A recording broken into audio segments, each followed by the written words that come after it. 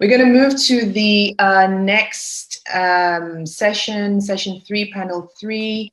And the topic today is Africa Energy Infrastructure in Transition. So high renewables, the role of storage and the impact on the grid. As lead speaker, we have Angelina Galiteva, founder and board president at Renewables 100 Policy Institute, chair and chair of the board, CAISO. The democratization of the energy sector. Let's talk about power for all. So I would like to hand over to Angelina Galiteva. Okay, I don't hear Angelina. In the meantime, I will use this opportunity also to introduce the rest of the panelists and the moderator. So the moderator for this session will be Olumide Fatoki, Senior Advisor and Deputy Head of Unit Sustainable Energy Access, Deutsche Gesellschaft für internationale Zusammenarbeit, the GIZ. And as the panelists, we have Johannes van Niekerk, Dean of Engineering at Stellenbosch University, South Africa. Then Dr. Ayodele Oni, Partner, Bloomfield Law Practice. Professor Nemesi Ertugrul, Associate Professor, School of Electrical and Electronic Engineering, University of Adelaide, Australia. And Mauro Suarez, co-founder and COO, Green Map, Global Renewable Energy Mass Adoption Program. So do we have the moderator, Olumide Fatoki? Olumide, are you with us? Yes, I'm here. Okay. Thank you so much, Stephanie. Hi, everyone. Pass on to you now. Please take the seat. Okay, I think Angelina just came on now. We couldn't hear her voice the other time. I don't know if she wants to... I'm sorry. All right. Can you hear me now? Yes, we can hear you now. And can you see my screen? Yes, we can see the screen. Good. Thank you very much. And I'm really happy to be here and very excited about this opportunity. And can I say that the panel on women was very exciting, and I was very happy to see that we're focusing on the opportunities for women because it is very important for the energy transition to ensure that women are involved and that they participate fully. My name is Angelina Galiteva. I'm the founder of Renewables 100 Policy Institute, which was founded in 2007 to accelerate the transition to 100% renewable energy for all sectors: electricity, transportation, heating, cooling, water treatment, and fuels. And we wanted to make sure that we include everybody in that transition. I'm also on the board of the California ISO, which is one of the largest grid operators in the world, with most renewable energy integrated in terms of percentages. And last month, I became the chair of the board, the first woman chair of the board of the California ISO. And we can talk about glass ceilings and how that happened, but it's exciting that we've broken that one and that we now have women represented at the highest level of a transmission operator, which is traditionally a very male-dominated field. So I'm going to go through some of the global impacts of what is influencing energy, what we see as trends in energy and renewables on a global scale, how that translates into the US and California, and lessons learned that can be used in Africa as well. Africa is near and dear to my heart because I grew up on the continent. I grew up in Tanzania as a child. I return as much as I can, and I've worked in several countries, including Tanzania, Kenya, and South Africa on energy issues. And I'm very, very happy to do anything I can to accelerate that transition to renewables for the continent. So going into what are the two main impacts globally, and I'm going to be trying to do 50 slides in 15 minutes, so I'm going to rush through some of them, but hopefully we get the information and the overview. So we've got two public imperatives right now: the long-term climate and the near-term pandemic. Globally, we've seen an economic activity that has plunged dramatically over the last few months because of the pandemic, and we're all struggling with that. Road transport in North America has been affected tremendously, as has industry. On the climate side, we see that we've got hurricanes, cyclones, fires, assaulting our Earth on an annual basis, and they're getting worse. So we really need to do something about that, and renewables are the way forward. What are the systems that are transforming the planet that are human caused in terms of climate change? Globally, about 25% of greenhouse gases are due to electricity, 14% to transport, industry, buildings, agriculture, and other. These vary by specific regions, but these are the areas that we need to focus on decarbonizing, and renewables can play a major role. Recognizing that renewables are important, more than 4 trillion has been invested in clean energy since 2004. More solar generation capacity was installed in the past decade than any other technology. And investments by technology from 2017 to 2040 is going to be 60% in renewable generating capacity, again led by solar and wind on a very large scale. What is driving that transition globally? It's the fact that we've got a lower cost in solar. Solar has fallen by over 91% in the past decade. Wind turbine costs have fallen 49% in the last decade. Lithium-ion battery costs for storage have fallen over 87% in the last decade. And wind and solar generation costs have converged and compete with or outcompete fossil fuel generation in many of the cases that we see worldwide, and certainly here in the US and especially California. Wind and solar power are the lowest cost new source of power. 2/3 of the global population now has access to these resources at a lower cost. High levels of renewable energy penetration are also observed globally, where I can say that in California, with the California Independent System Operator, which I work at, we've had several days where we're at very high, about 80% higher penetration of renewables on the grid. And that's hydro, wind, and solar, which is very, very exciting. Solar production and other renewables can work very well together. We have had droughts in California where the hydro production had been reduced, and the acceleration of solar integration actually saved the day. And this chart shows that solar and hydro are very well complemented and can work in unison. Same thing we observed in Brazil. Brazil hydropower and wind generation are also very, very compatible. The falling power sector emissions make transport one of the biggest emitters of world greenhouse gases. So this is one of the major focuses where we can reduce emissions on the power side and bring them to near zero, and then decarbonize the transportation sector by pushing for more electric vehicles. There are now more than 400 electric and fuel cell passenger vehicles offered today, and they're becoming more and more cost competitive with internal combustion engines. And as I said yesterday, as of a month ago, California has accepted an objective of banning the sale of all internal combustion engines post-2035. So all cars sold in California after 2035 are going to be electric. And California being the 5th largest economy in the world, that means if California was standing alone, it would be the 5th largest economy in the world, definitely moves markets. There are nearly 900,000 public electric vehicle charging stations worldwide, and that's going to be growing. And even Biden at the debate yesterday said that was going to be a major focus for his administration should he win. Automakers have committed more than 140 billion to electrification, led by Germany, Korea, China, US, Italy, and Japan. And electric vehicles mean far fewer moving parts, which means they're cheaper to operate and cheaper for consumers. There's very little maintenance cost, and the fuel cost can be managed by the consumer themselves, or they can be charged with very low cost electricity in the middle of the day when we have excess generation on the grid. By 2025, alternative fuels will compete or outcompete diesel in long-haul applications. And we know that long-distance trucking is actually a big issue as well. And I'm happy to say that there are lots of fuel alternatives that are there, including hydrogen, fuel cell cars, and electric vehicles for the medium and long-duty vehicles.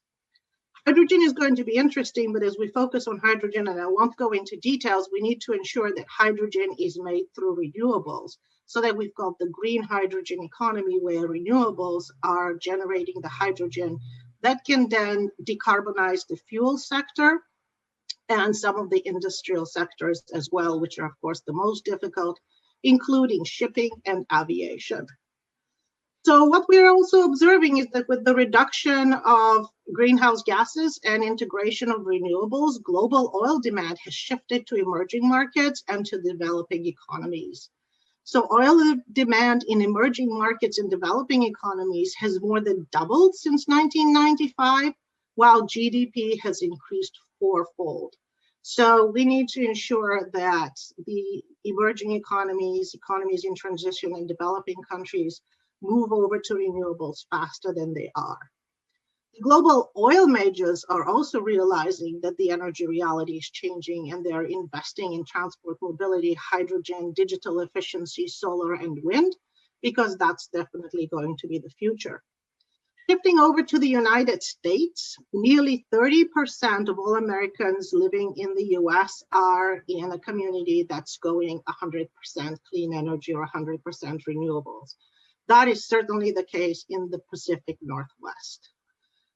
This movement is also led by some of the major companies, Amazon, Google, Microsoft, who are doing it not only because it is the trendy thing to do, it's green, but it's also very cost effective for them to transition to 100% renewable energy. And there's nothing wrong with making green while you're going green. NREL just did a study, which was very interesting, about all of the United States transitioning to 100% renewable energy. That's going to be a major undertaking in terms of infrastructure, because it would require a nationally integrated grid, which we don't have yet. But building on a nationally integrated grid, we can decarbonize all of the US much faster. And certainly that's being done in regions as well.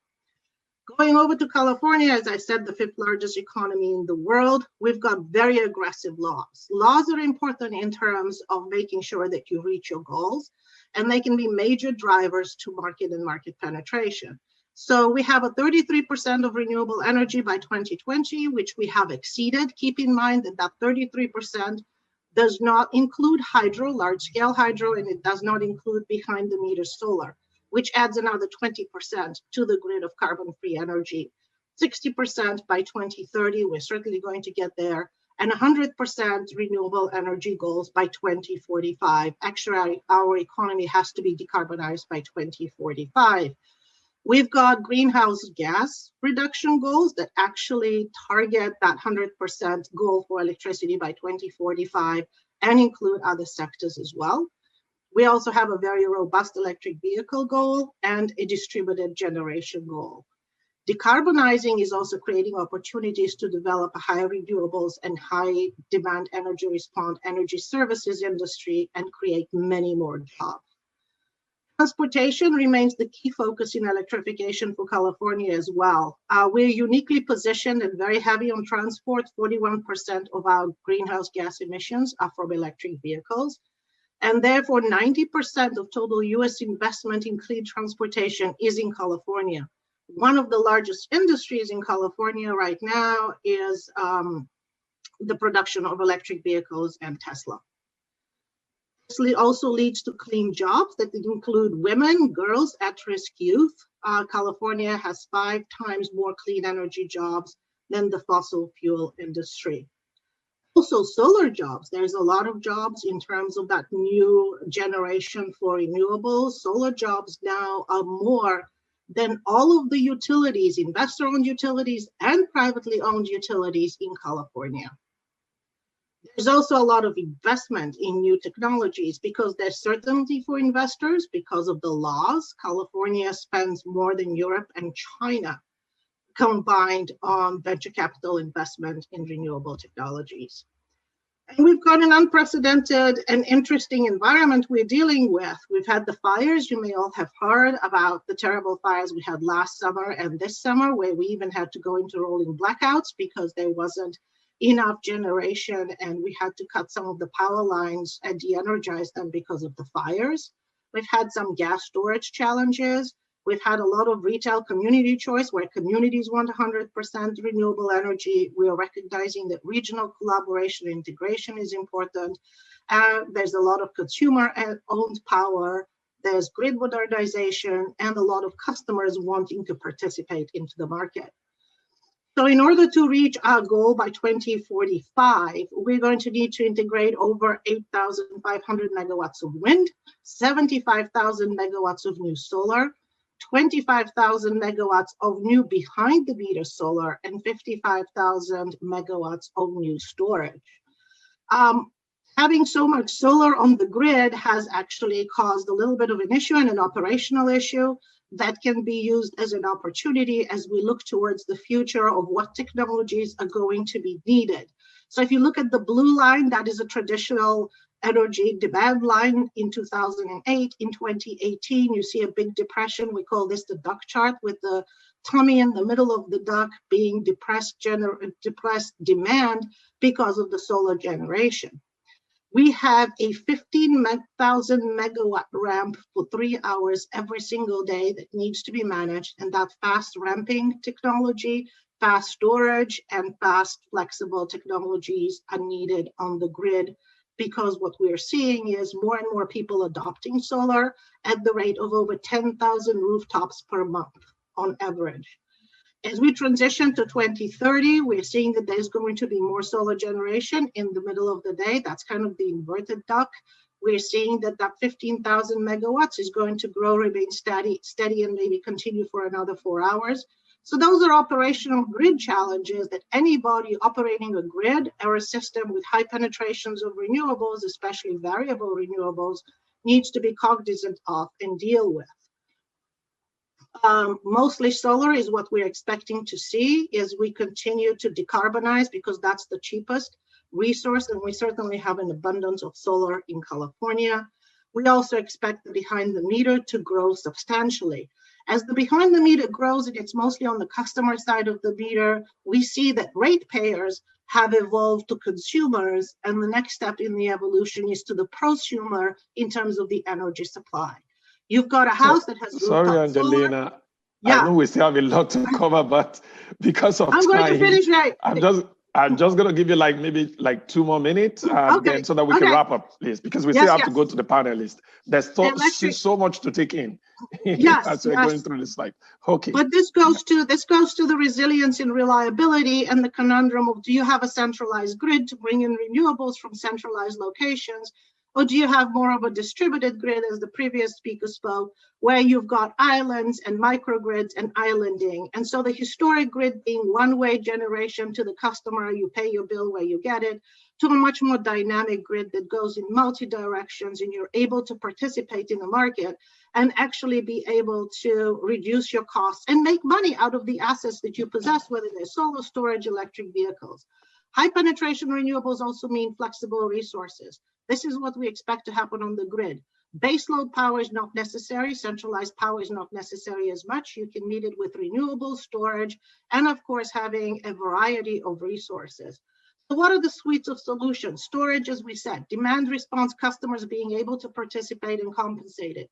Time of use rates, also very important. Renewable portfolio diversity, make sure that you have hydro, geothermal, biomass as 24/7 resources as well. Market expansion, collaboration with your neighbors is very important. Integration of electric vehicles and other fuels, and of course, the regional resources.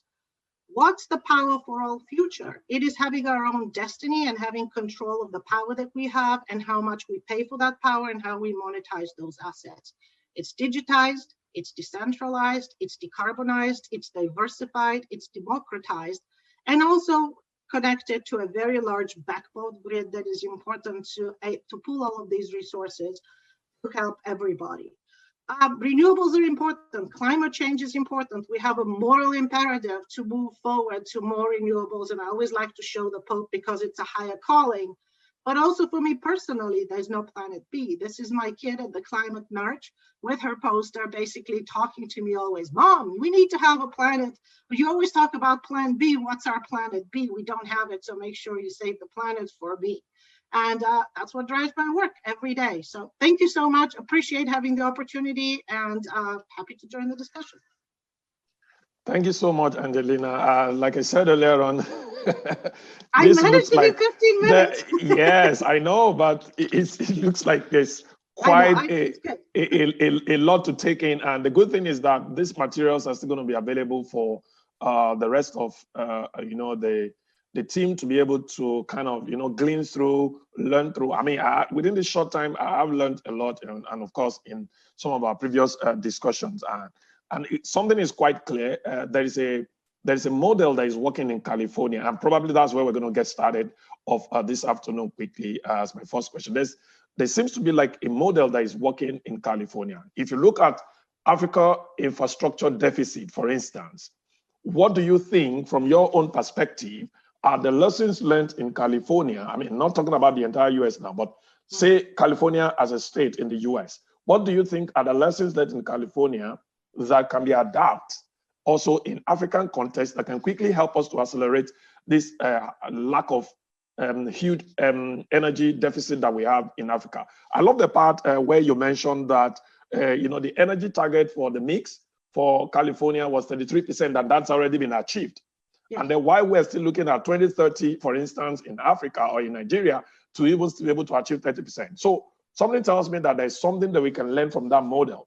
So can you just quickly tell us, I mean, what are the few practical things that you could mention that California did that can also be adapted in African context? That's for me? Yes, for you, Angelina. Okay. So I'm going to start with you, then I go to the other panelists. Great. Having worked in California and having worked around the world, I always break it into 3 sections. And what I would love to see for Africa happen, especially because Africa has the opportunity to avoid the mistakes that we made. We have a lot of investments in stranded assets of centralized power generation that we don't need. People are having to decommission coal-fired power plants because they emit too much greenhouse gases. They're just not cost effective. They're just not flexible enough. And we can look at a similar transition, just like with the telecom, where you transition and leapfrog directly into digital communication, going into wireless energy generation as well. And what I would look at Africa is doing is develop a decentralized system in parallel with the centralized grid.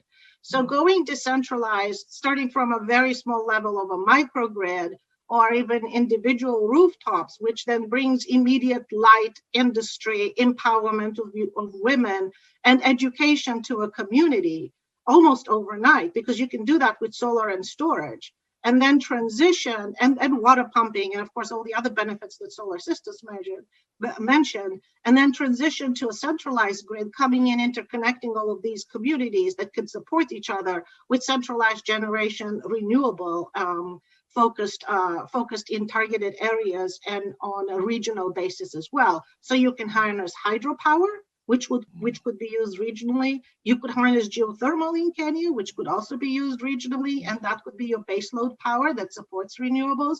And then accelerate the technological innovations of storage and build storage into the whole system so that you can go to 100% decarbonized much faster than we can, because we have to deal with decommissioning the stranded assets and the stranded costs. And then bring in the women and bring in the girls and bring in education into this new energy reality, because it should include everybody. And so it's safe. The gender is entering into the mix now. yes, but it's also inflation proof, because using solar and wind is free energy. So you can hedge your costs. You don't have inflation costs for fuels or fuel risk, which is very important as well. Thank you so much, Angelina. I think one thing I heard clearly from what you have said is that Africa should focus more on the decentralized renewable energy system. I mean, this could come across like a low-hanging fruit for us, and then we can begin to ramp up from there. So I'm going to come back to you. Let me go quickly to... Also, don't forget the economic development aspect of that as well, because decentralized energy and renewables brings jobs and brings economic development and brings... You're not exporting your money to buying oil. You're investing in your own resources and your own people. So why not pull up the economy along with the energy?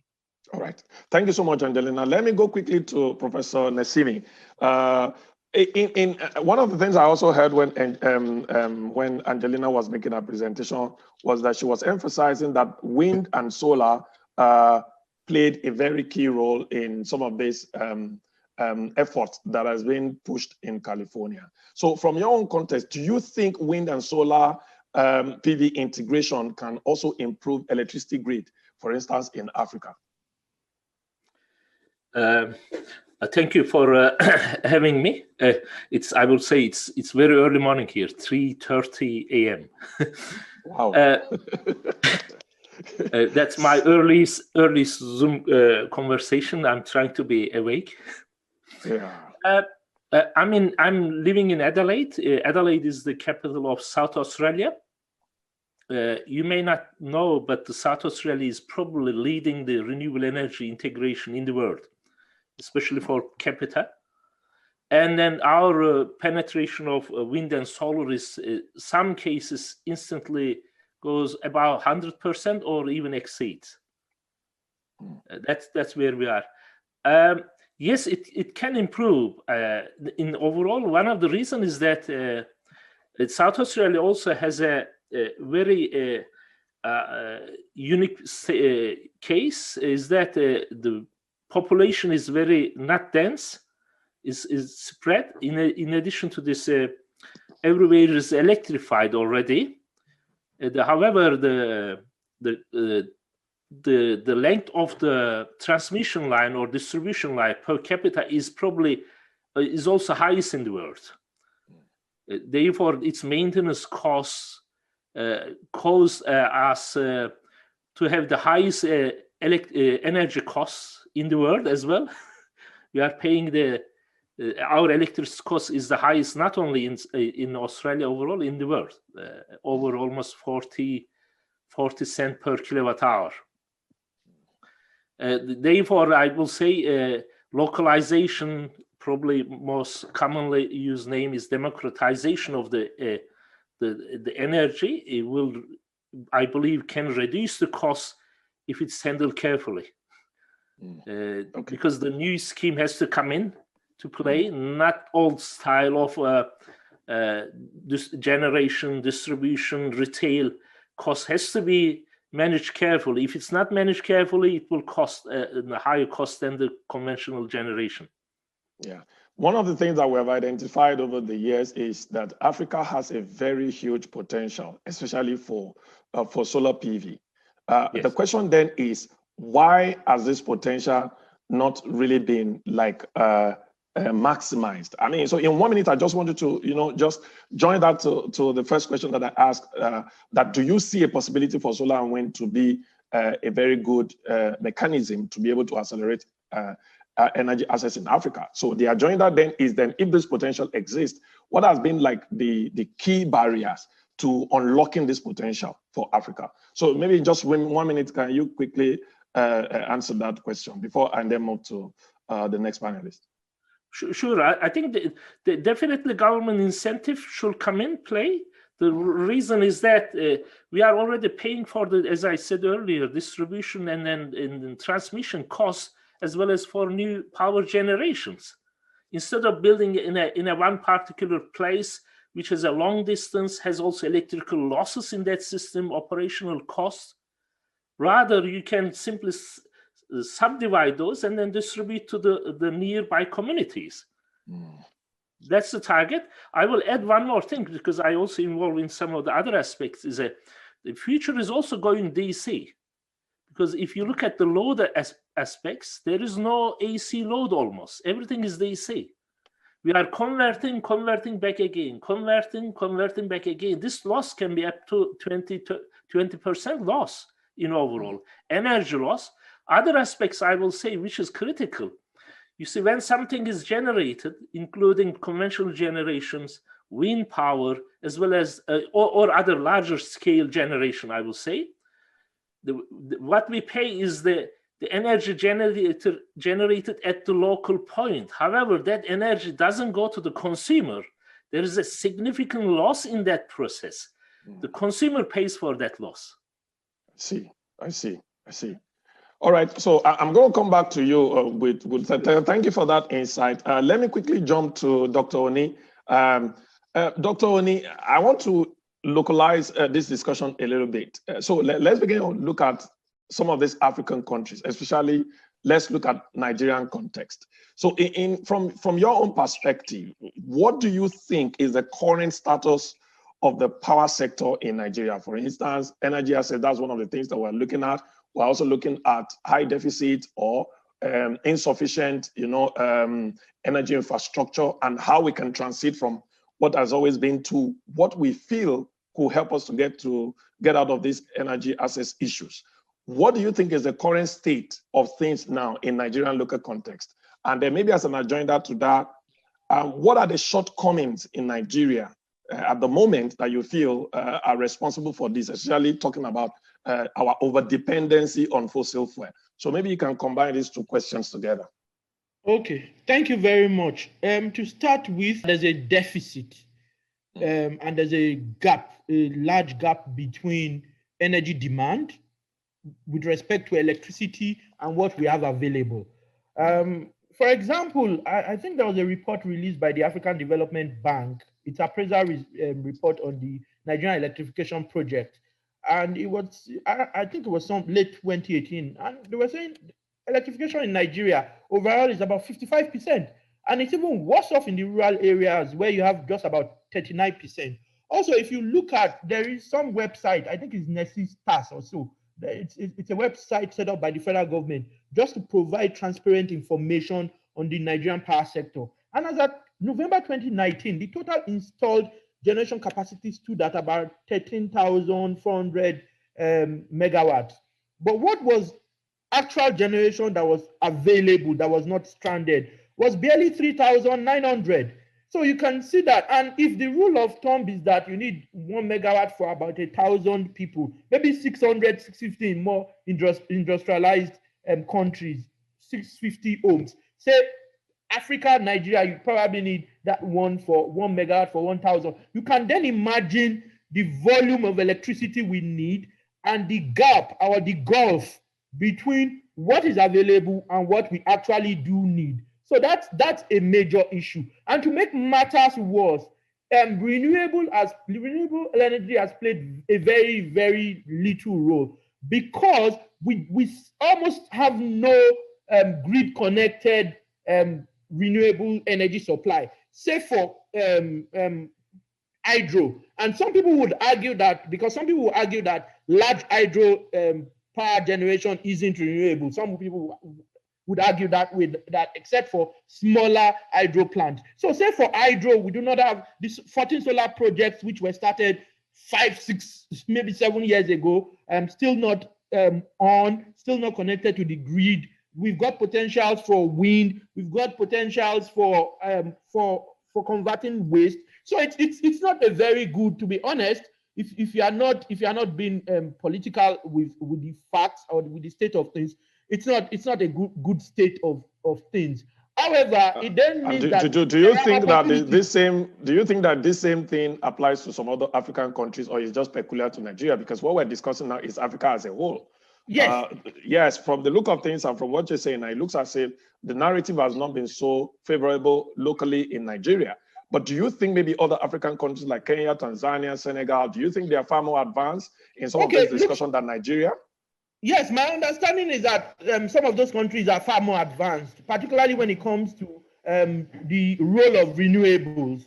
I was localizing it starting first from Nigeria. It's not been a great situation, although that then means, because there's always that opportunity when there are issues, when there are challenges, when there are problems. That then means with a population of 200 million, there are opportunities for renewables, particularly distributed generation, where it's not all reliance on the grid, where you can have your own plant set up not too far away from the load center. I understand that there's some progress in Kenya, there's some progress elsewhere in the region. That's why, for example, I know there have been debates around pricing because government has claimed that it's cheaper to do certain renewable projects elsewhere in Africa, and a number of those projects have been successful. That's been part of the challenge with the 14 solar projects. Pricing has been a problem because the queries, or if you go to Senegal, if you go to Sierra Leone, it's cheaper in Sierra Leone. So why should your own pricing be that? But I've seen a number of off-grid renewable distributive generation projects go on.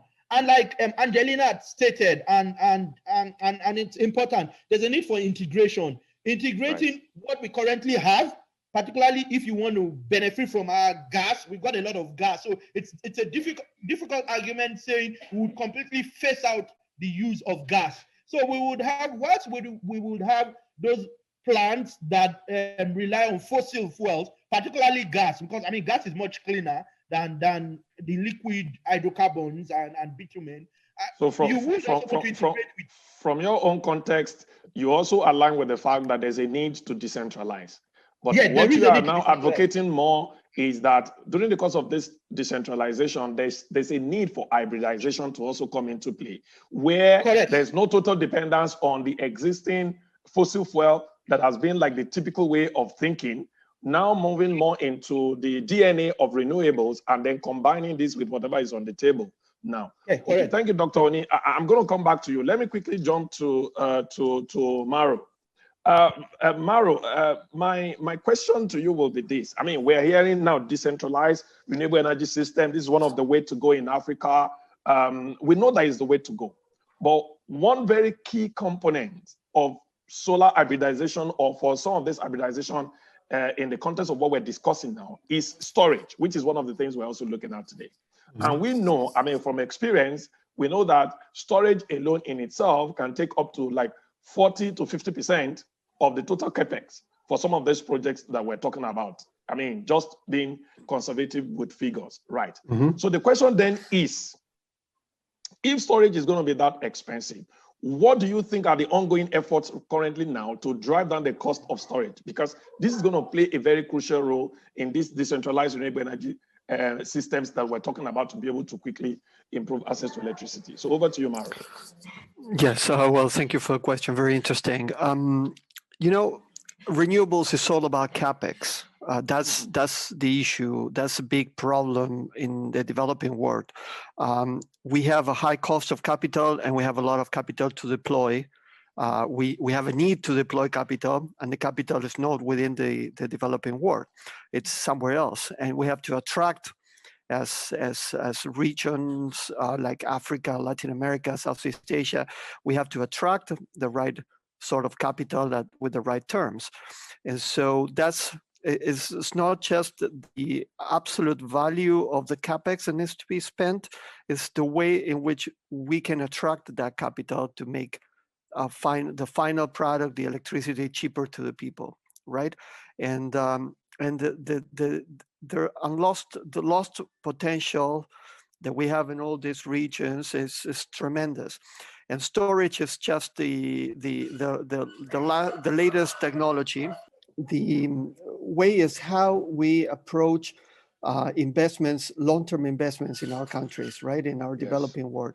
And for the storage, the cost of storage will be drawn down by the scaling up of the storage manufacturing industry worldwide, and that is happening, and that will happen in the developed world. That will happen that's happening in the U.S., in China, and in Europe. And the economies of scale will drive down the cost of storage, and it will be easier and easier for our countries to deploy renewables with storage, right? But we have to work internally to see how we provide the cheapest form of power to the people, right? And that is building infrastructure in the cheapest possible way by de-risking the markets and by bringing in coordination from the government side with the local communities, by bringing de-risking instruments. That's what we're trying to do and help government. So it's not just about the absolute value. My answer is more about how do we do it in the best possible way. I don't know if that's sufficient answer. Okay, thank you, Maro. I mean, so what I hear clearly from you is that the issue of storage, reducing the capex of storage, is not only about storage, but the enabling environment for all the assets that come together in terms of putting these renewable energy projects, I mean, on ground. If I hear you correctly, this is what you are talking about. So you're not only focusing on the storage, you're saying that everything that has to do with all the assets. You know, some countries and some regions need distribution networks. They have to be wired, and some some projects are more efficient if they're large and sometimes central. Like we may have large solar or wind farms connected to a main city or load area, and that might be cheaper from a planning, from a long-term perspective than just merely distributed renewables. Distributed is excellent when you don't have the grid. When you have a large concentration, a short distance or medium distance, sometimes the grid is necessary to a certain extent. Maybe not to the same extent that it was developed in some places, because also the relative costs of building that grid were different in the past, right? Today, storage is much cheaper. Angelina showed a slide. It decreased more than 90% in the cost. So now you can think of distributed resources with storage. And 10 years ago or 20 years ago, it was just a power line or nothing, right? Or a diesel generator. And now we have more. Now we have more choices, more technology choices. The rest of the world is bringing those technology choices to us. It's great that we can deploy them locally. It's great that we can create jobs. We just have to work on how to make that available to the international investors and to the local investors who have to trust and put the money into the system to have the assets, to manage those assets, and to provide the electricity service. I guess if I understand you correctly, that means the cost of storage is coming down. And one of the reasons why this is coming down is that more options are being opened up, because more businesses are also looking into varieties of solutions that can actually support this. And then the question would then be, more of such businesses should be supported so that there'll be more options on the table, and then ultimately it can help the problem of this huge capital expenditure on storage. Okay, I'm going to come back to you. The cost of storage is coming down because it's scaling, and because the technology is being improved, and there's a lot of investment in research and development. Technology, and then more businesses are finding alternative solutions and stuff like that. Exactly. Okay, thank you so much, Mauro. So let me go to Van.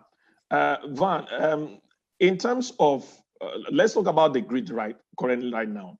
Over the years, the discussion has always been grid extension, grid extension, grid extension. So one of my questions is that, do we need grid extension actually in Africa? I mean, everybody has been used to that cliche. Everybody thought the last mile can only be electrified by grid extension. But right now in this discussion, we're talking about different alternative ways with which electricity can now be distributed to the last mile. Do you want to share a little bit of what you will call your own experience in terms of in Africa, do we even need this grid in the first instance? If not, or if yes, what are the other solutions that you think Africa can quickly adapt to be able to improve this infrastructure deficit that we're talking about? All right, thank you very much. And it's a late evening here in Stellenbosch as well on a Friday afternoon. I think I want to make a few comments. I think the one comment is, I had the opportunity to live for 5 years in California, and I've lived in South Africa, and I wouldn't classify South Africa as a typical African country, but I've visited many African countries. So I think I understand a little bit of some of the challenges and the environment in which we are working, and in which we want to distribute energy or provide energy to the people on the continent. Angelina made a very interesting comment when she said, that because in most countries in South Africa, we don't have a very well-established distributed grid with centralized generation and distributed loads. We might as well just not do that and jump right into, the modern grid, where the modern grid might be a bunch of microgrids or mini grids, and serving little communities, environments, etc. And the example she used, which is quite relevant, is that in the African context, we don't have these copper wires for telephones. We went very quickly straight over to cell phone technology, and I think that's a very good example of how modern technology can assist this leapfrogging that we probably need. Mauro actually put his finger on a very important factor as well, and the biggest challenge we have with these distributed grids and renewable energy resources is the cost is.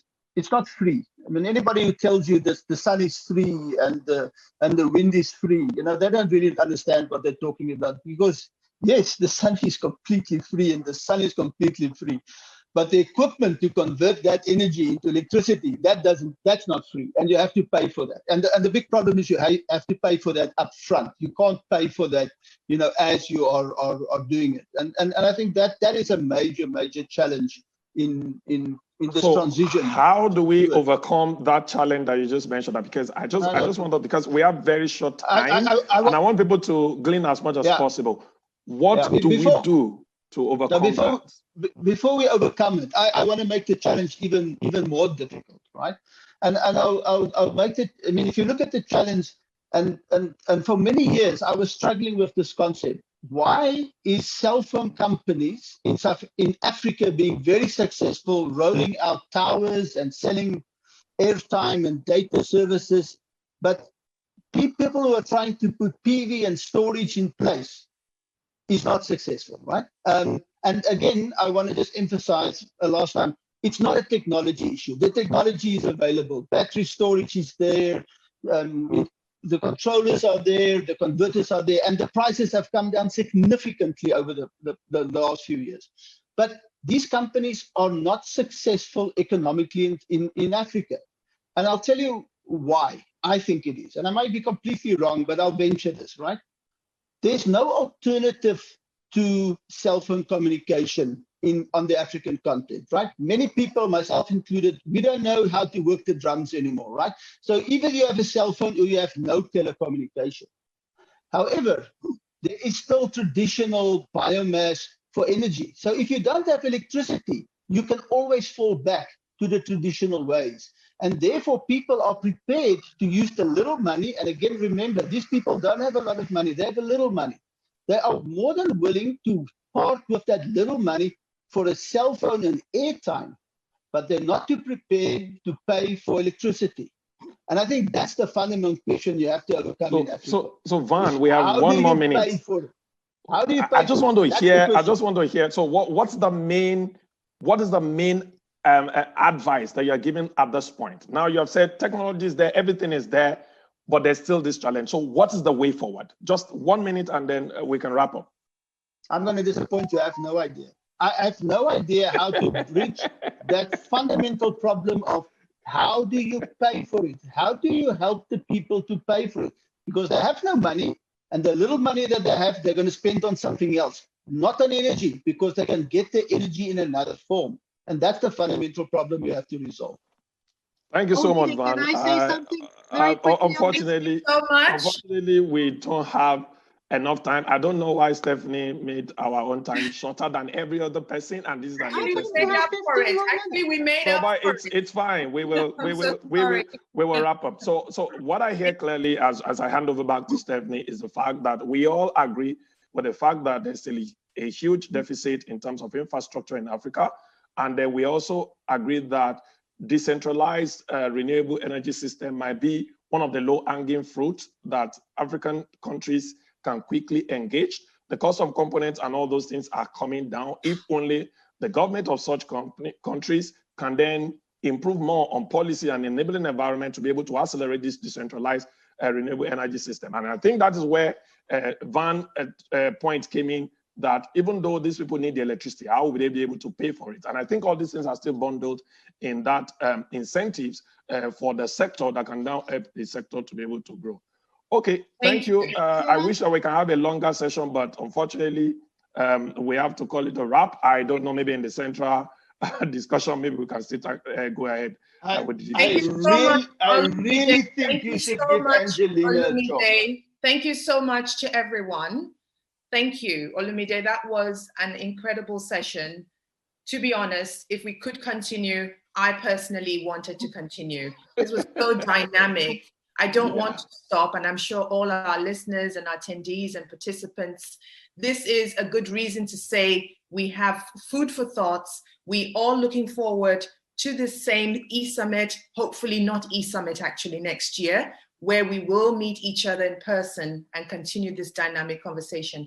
These last 2 days have been so amazing, so much knowledge, so much passion, so much truth, reality check for every one of us. And the truth is just, there is still no reason why we cannot make it happen, and we can only do it together.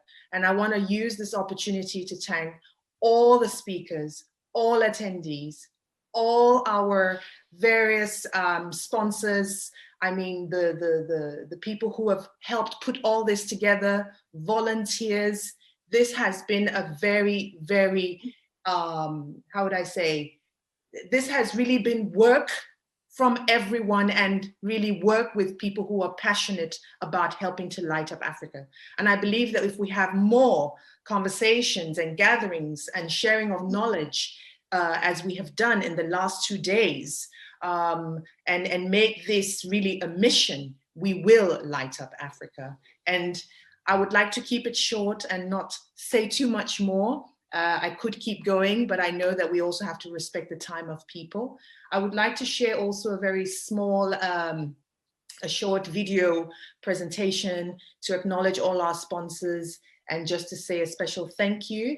And then I would like to hand over to Chairman of Board of Trustees, Fatoumata Koka, to also say a few words. And we just cannot thank you all enough for your time, participation, contribution, and dedication to the continent. Thank you so, so very much. Thank you.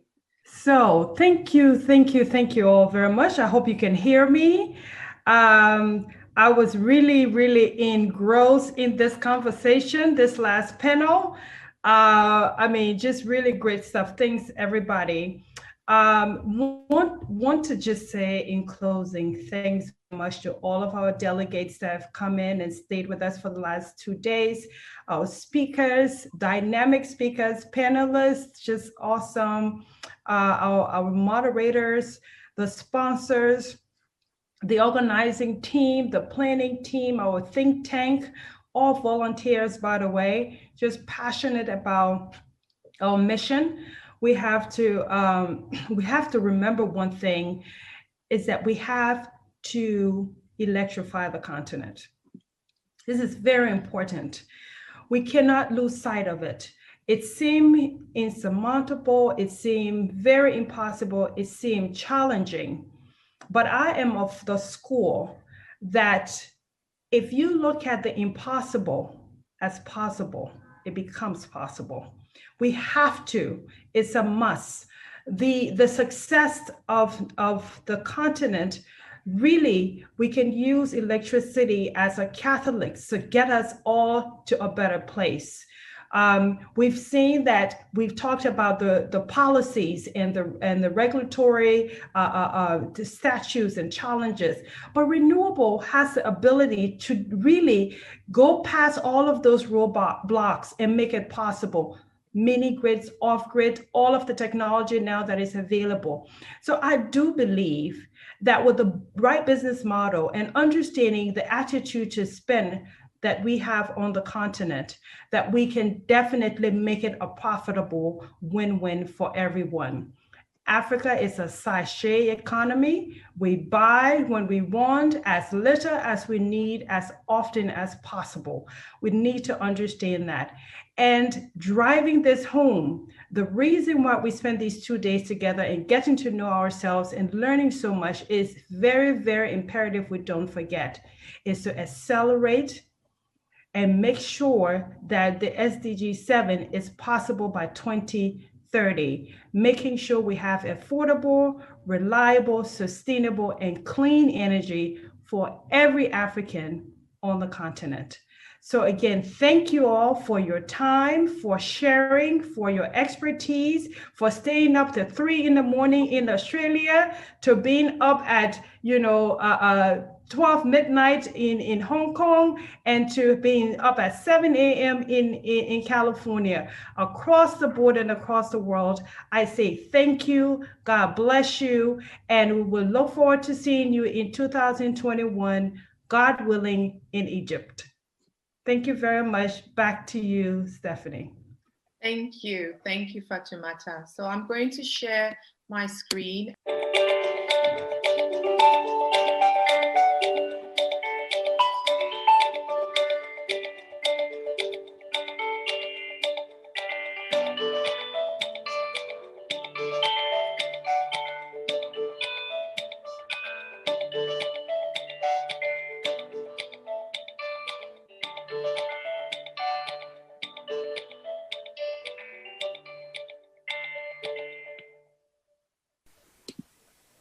So once again, thank you to everyone.